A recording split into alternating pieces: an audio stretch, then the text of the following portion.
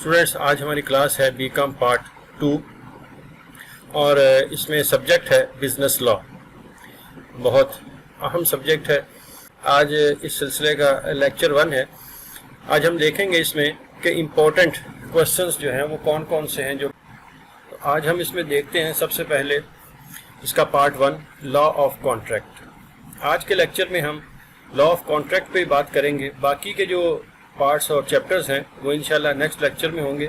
यही सबसे ज़्यादा इम्पोर्टेंट पार्ट है और इसी में सबसे ज़्यादा क्वेश्चंस आते हैं। तो इसमें जो हमारे पास पहला चैप्टर है वो है कॉन्ट्रैक्ट एंड इट्स काइंड्स। कितने इम्पोर्टेंट क्वेश्चंस हैं और कौन कौन से हैं। Number 1, define contract. What are the essentials of valid contract. Contract क्या है और एक वैलिड कॉन्ट्रैक्ट में क्या क्या चीज़ें शामिल होती हैं, कौन सी चीज़ें हैं जो एक कॉन्ट्रैक्ट को वैलिड बनाती हैं। Question number 2, all contracts are agreements but all agreements are not contract. Discuss in detail this statement. ये जो स्टेटमेंट है कि तमाम कॉन्ट्रैक्ट्स जो हैं वो एग्रीमेंट्स होते हैं लेकिन सारे एग्रीमेंट्स जो हैं वो कॉन्ट्रैक्ट नहीं होते, इन पे आपने डिस्कशन करनी है। ये बहुत इंपॉर्टेंट क्वेश्चन है। फिर क्वेश्चन नंबर 3 आता है, what are the different types of contract. Contract की कितनी इकसाम है। तो ये 3 क्वेश्चंस थे जो कि इस चैप्टर में से पॉसिबल हैं कि वो आ जाएं। अब इसके बाद जो चैप्टर नंबर 2 है हमारे पास, ऑफर एंड एक्सेप्टेंस। इसमें पहला क्वेश्चन है, define acceptance. What are the essentials of a valid acceptance. एक जायज़ कानूनी वैलिड एक्सेप्टेंस में कौन कौन सी खास चीज़ें होती हैं जो इसको वैलिड बनाती हैं। इसके बाद क्वेश्चन नंबर 2 आता है, what is offer. Essentials of valid offer and revocation. तो इस चैप्टर में से ये 2 इम्पॉर्टेंट क्वेश्चंस हैं। इसके बाद हम अब तीसरा चैप्टर देखते हैं, वो है कंसिडरेशन एंड ऑब्जेक्ट। इसमें से जो इम्पोर्टेंट क्वेश्चन है, number 1, define consideration, discuss it's important rules, also give its exceptions.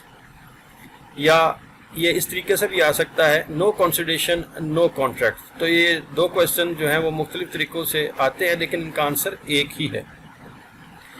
तो इसके बाद जो है नंबर 2 क्वेश्चन इसके अंदर आएगा, write down the essentials element of lawful consideration. तो ये चैप्टर नंबर 3 था हमारे पास। इसके बाद चैप्टर नंबर 4 जो है वो कैपेसिटी ऑफ पार्टीज। इसमें भी 2 इम्पोर्टेंट क्वेश्चन जो हैं वो शामिल हैं। Number 1, what is capacity of contract. What is the nature of agreement made by person incompetent to contract. और क्वेश्चन नंबर 2 बनता है इसमें से, define minor, explain the position of minor in relation to minor's agreement. इसके बाद question number 5, free consent.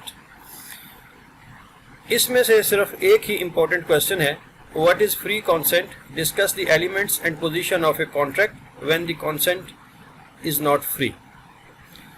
तो ये 5 chapters हो गए हमारे सामने। इसके बाद जो छठा चैप्टर हमारे सामने आता है वो है वाइड एग्रीमेंट।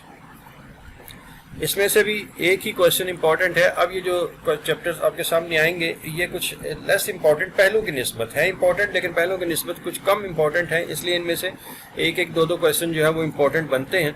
तो वाइड एग्रीमेंट में जो इंपॉर्टेंट क्वेश्चन है, discuss briefly expressly declared wide agreement under the contract act 1872।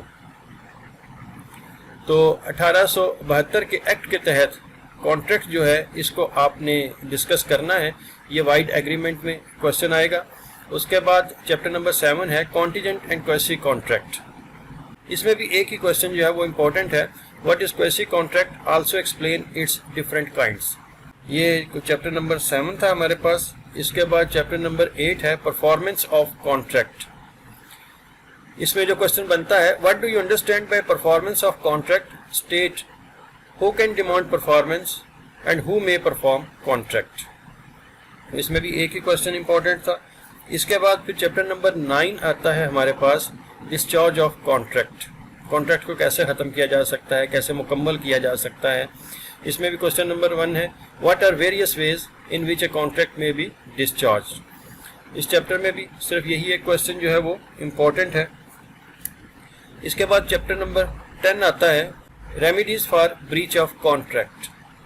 इसमें भी एक इंपॉर्टेंट क्वेश्चन है कि what remedies are available to an aggrieved party against the guilty party in case of breach of contract. इसके बाद फिर आता है question number 11, indemnity and guarantee.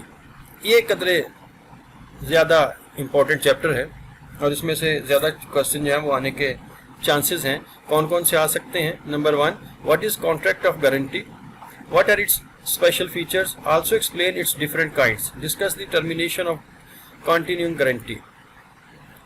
ये इस एक क्वेश्चन में भी बहुत सारे क्वेश्चंस बनते हैं, तो इनमें से कुछ इनके पार्ट्स भी आ सकते हैं। इसके बाद जो क्वेश्चन नंबर 2 है, who is surety, when is surety discharge from his liability.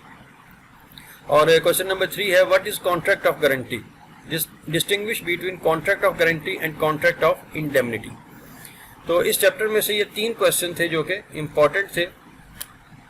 इसके बाद चैप्टर नंबर आता है 12, बेलमेंट एंड प्लेज। इसमें क्वेश्चन नंबर 1 है, define contract of bailment and its essential feature, write down its various kinds, rights and duties of bailor and bailee. इसके बाद question number 13, contract of agency, define contract of agency, what are rights and duties of an agent. तो ये हमारे पास जो contract का portion था उसमें से जो चैप्टर थे उनमें इतने इंपॉर्टेंट क्वेश्चन थे हमारे पास और इतने इंपॉर्टेंट चैप्टर्स थे। इनको अगर आप अच्छे तरीके से तैयार कर लें तो ये आपके लिए फ़ायदेमंद साबित हो सकते हैं। अब बाकी के जो इसके हिस्से हैं और बाकी का जो चैप्टर्स हैं वो इंशाल्लाह नेक्स्ट लेक्चर में हम उनको डिस्कस करेंगे।